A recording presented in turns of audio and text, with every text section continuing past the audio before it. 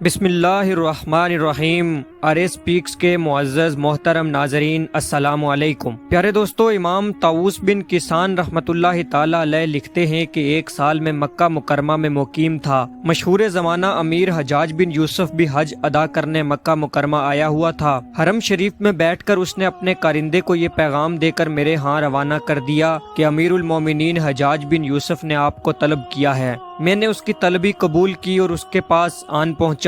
حجاج نے میری بہت عزت کی اور مجھے اپنے قریب بٹھا لیا اور ایک شاہی تکیہ پیش کیا۔ پھر اس نے مجھے کہا کہ اس تکیے کا سہارا لو، میں تم سے چند مسائل دریافت کرنا چاہتا ہوں۔ اسی وقت میں ایک حاجی لبیک اللہم لبیک کہتا ہوا ہمارے قریب سے گزرا، جس کی آواز میں کچھ ایسا غم اور سوز تھا کہ سننے والوں کے دل پھٹے جا رہے تھے۔ حجاج نے اپنے آدمی سے کہا کہ ذرا اس حاجی کو میرے پاس لاؤ۔ اس حاجی کو جب حجاج کے پاس لایا گیا تو کہنے لگا، تم کون ہو؟ تو حاجی نے کہا، میں ایک مسلمان ہوں۔ حجاج نے کہا، میرا یہ مطلب نہیں، میں جانتا ہوں کہ تم مسلمان ہو، لیکن یہ بتاؤ کہ تم کس ملک سے ہو؟ تو حاجی کہنے لگا، جناب میں ملک یمن کا باشندہ ہوں۔ حجاج نے جب یہ سنا تو پوچھا کہ تمہارے ملک کے حاکم کا کیا حال ہے؟ پیارے دوستو، ملک یمن کا حاکم محمد بن یوسف تھا، جو کہ حجاج بن یوسف کا چھوٹا بھائی تھا، اور حجاج بن یوسف نے ہی اس کو یمن کا حاکم بنا کر بھیجا تھا۔ حاجی نے کہا، وہ تر و تازہ، فربا جسم اور خوش لباس نوجوان آدمی ہے۔ حجاج نے کہا، میرا سوال اس کی صحت کے بارے میں نہیں ہے، میں اس کے عادات و اطوار معلوم کرنا چاہتا ہوں۔ حاجی نے کہا، جناب وہ نہایت ظلم و زیادتی کرنے والا آدمی ہے، اپنے خالق کا ناشکرہ، فسق و فجور کا شیدا انسان ہے۔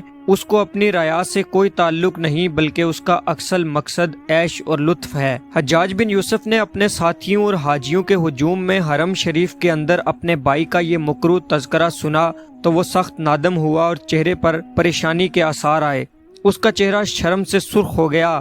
پھر اس نے سنبھل کر کہا، اے شخص، تیری یہ جرت کیسے ہوئی کہ تو میری موجودگی میں علل اعلان اس کی برائی بیان کرے، جبکہ تجھ کو معلوم ہے کہ وہ میرا بھائی ہے؟ حاجی نے برجستہ جواب دیا، وہ آپ کے یہاں اتنا باعزت نہیں کہ جتنا میں اپنے اس رب کے سامنے باعزت ہوں، جبکہ میں اس کے باعزت گھر کا طواف کر رہا ہوں اور اس کی ندا پر لبیک اللہم لبیک کہہ رہا ہوں اور فریضہ حج ادا کر رہا ہوں۔ یہ کلام سن کر حجاج خاموش ہو گیا اور وہ حاجی ہجوم میں داخل ہو گیا۔ امام طاووس بن کیسان لکھتے ہیں کہ اس کی یہ حوصلہ مندی اور بے خوفی دیکھ کر میں نے دل میں کہا کہ یہ کوئی غیر معمولی انسان ہے، اس کا تعارف لینا چاہیے۔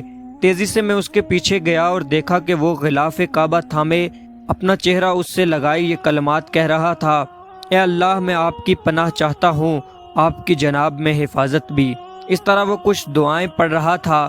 یوں دعائیں پڑھتے پڑھتے وہ حاجیوں کے ہجوم میں غائب ہو گیا۔ مجھ کو اس بات کا شدید احساس ہوا کہ اس سے ملاقات نہ ہو سکی، اور پھر مجھے ملاقات کی کوئی امید بھی نہ رہی۔ عجیب بات ہے کہ عرفہ کی رات وہ ہجوم میں مجھے پھر دوبارہ سے نظر آیا۔ میں اس کے قریب گیا، وہ پھر دعا میں مشغول تھا۔ میں نے اس کے منہ سے نکلتے ہوئے یہ کلمات سنے، اللہ، اگر میرے حج اور میرے عمرے آپ کی بارگاہ میں قبول نہیں، اگر آپ نے میری حاضری کو قبول نہ فرمایا، لیکن میری زحمت و مشقت کے اجر سے مجھے محروم نہ رکھنا۔ یہ بات کہہ کر وہ شخص پھر ہجوم میں غائب ہو گیا اور میں ہاتھ ملتا رہ گیا کہ پھر اس نیک اور خاص شخص سے ملاقات نہ ہو سکی۔